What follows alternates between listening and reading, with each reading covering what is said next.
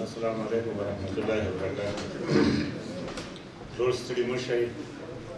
د لرې او نږدې نه راغلي پښتنو مسلمانانو وروڼو، نن په دې محفل کې چې وروڼو هم یادونه وکړه، ځینې مشرانو هم یادونه وکړه، موږ هر مړی جاړو ولې د ژوندو قدر موږ سره نشته.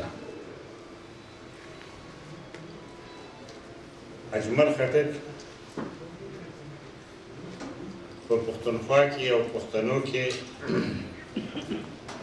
دا د علم او د هنر او د شعر یو ډېر لوی غټ سنګر و او ډېر ښکلي اثار یې پرېښي دي. زه لا متعلم په کابل کې د بلخشتي جومات ترڅنګ د مولانا محمد عطاالله فیضاني یو کتابخانه وه. هغې کتابخانې ته زه ولاړم د دې لپاره چې زما د کتاب سره شوق و چې زه یو کتاب لاسته راوړم. نو په هغه کتابخانه کې په دیوالونو باندې ما ځینې اشعار ولیدل او د لومړي ځل دپاره زه د هغې اشعارو سره اشنا شوم او هغه لیکلي وو په هغه کې د اجمل خټک د خدای بخلي اجمل خټک د شعرونو نه چې غټان غټان نیکان پیدا دي او دوی خو د ځایه جنتیان پیدا دي، زی هغه خوارو له جنت وګټو څوک چې د موره دوزخیان پیدا دي. نو دا شعر چې ما ولوستو، بل طرف ته مې هم مخ واړو، په بل دیوال باندې یو بل شعر لیکلی و، هغه اوسه پورې زما په یاد دي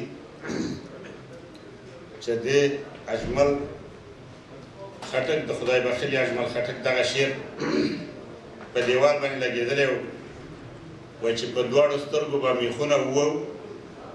په خولې به هم خیر دی مهرونه وو، او چې د غلې په خمبو ته کېناستې نو ولګې ته څنګه دیوالونه وو. نو دې ټول هغه خلکو ته اشاره وه چې د پښتنو پر ضد یې څونه بندیزونه لګولي دي. او د هغې مثال بیا ډېره زمانه وروسته ما ویل چې د دې مطلب څه دی چې د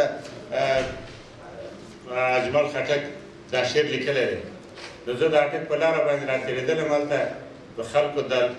د صوبه سرحد خلک یا د برې د پېښور خلک دا شاوخوا دا لونو لتلي وو د پنجاب علاقې ته، او هلته یې لونه کړي وو، د خلکو مزدوري کړې وه او هغه د لونو غنم یې بېرته دغه کړي وو، هغه یې په بوجو کې اچولي وو چې هغه ځان سره راوړي. نو هلته چې کوم پاټک جوړ وو هغه یې ترې ښکته کړي وو او دا خلک یې نه پرېښوده، او دا خلک په لسهاوو خلک هلته دا ښځې او ماشومان ناست وو. نو ما ویل چې اجمل خټک به دا مطلب و چې د غلې په خامدو ته کېناستې نو لګې ته څنګه دیوالونه وو، که قاضي شي او که ملا شي او که غټ خان شي او نور څه نه دي، ګوره هر څه د خپل ځان شي، او که زما منې نو هر څه ته یې، که د هر څه ناول خو ته انسان شي. یعنې دا د اجمل خټک داسې یو هغه دی چې پښتنو ته او دا خلک چې مظلوم واقع شوي دي، د تاریخ په دې کړۍ کې په یو نامو په بل نامو باندې وژل کېږي، مشران یې وژل کېږي، ترور کېږي او د سایز ورته جوړېږي، په بچیان یې یتیمان کېږي، ښځې کونډې کېږي. دا داسې خبره مکتب یې سوځي، بل ځای لپاره مکتبونه جوړوي، ولې زموږ مکتبونه سوځېږي. په بل ځای کې اروپا یو ځای کېږي، یو هغه جوړوي، یو اتحادیې اروپا جوړوي، ولې زموږ منځ کې دیوالونه کوي. زه وایم چې دا کوم د چا په کوم هغه باندې په کوم یو ګناه باندې د افغانان او د پښتانه دغسې وژل کېږي. او یوازې پښتنو کې جنګ دی، دا نه په شمال کې دی، نه په جنوب کې دی، نه په پنجاب کې دی، نه په بل ځای کې دی، یوازې پښتنو کې جنګ دی. نو د دې پښتنو د خلاصون دپاره به څه لاره وي اخر؟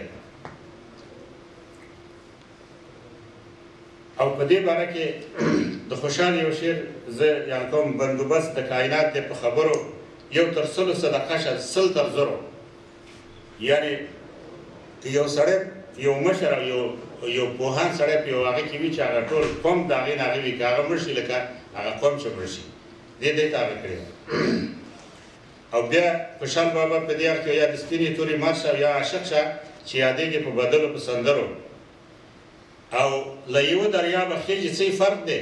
که نظر وکړي د دریاب په ملغلرو او د رحمان بابا د دې یاد جودانې غوندې یو لال پکې پیدا شي نورجهان وړه د تورو کاڼو غر دی او په زرګونو ګلان وروي په دشتو چیرې یو نیم د لیلا پیکي ته ورشي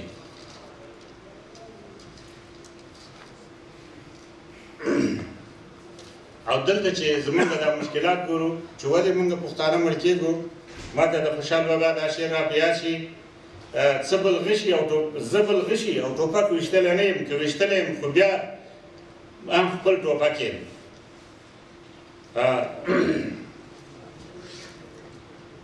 او په دې برخه کې زه هغه غواړم چې یو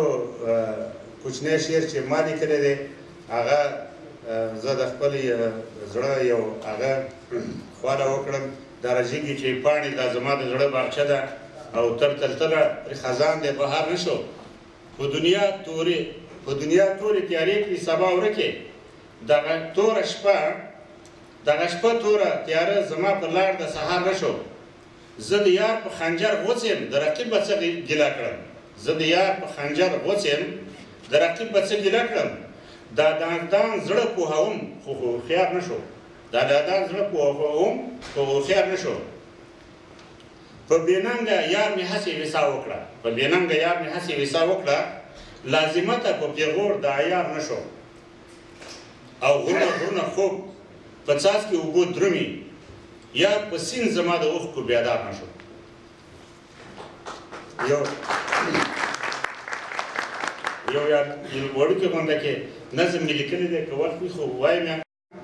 چې خواږه راته د شاتو او له حلوا ده که د مینې باغ کې څانګه د حیا ده په میدان د جنګ کې توره د سیالانو د قلم په ډګر تاج د عالمانو د ادب په پسرلي کې ګلغونچه ده د رندانو د محفل بله ډیوه ده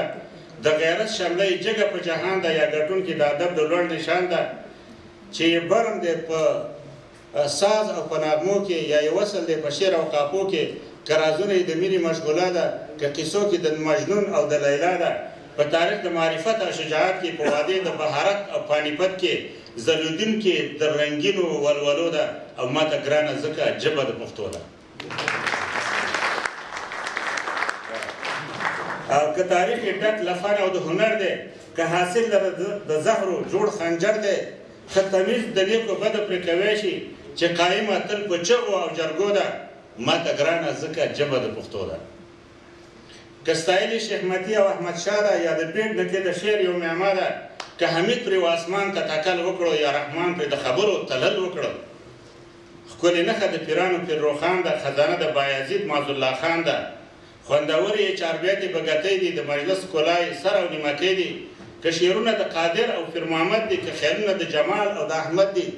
د خوشحال او د الفت کتاب وګوره ډېر خواږه شعرونه بیا د ملک جان دي رباعي او که غزلې نیمکۍ دي واړه ګورې په تاریخ کې پخوانی دي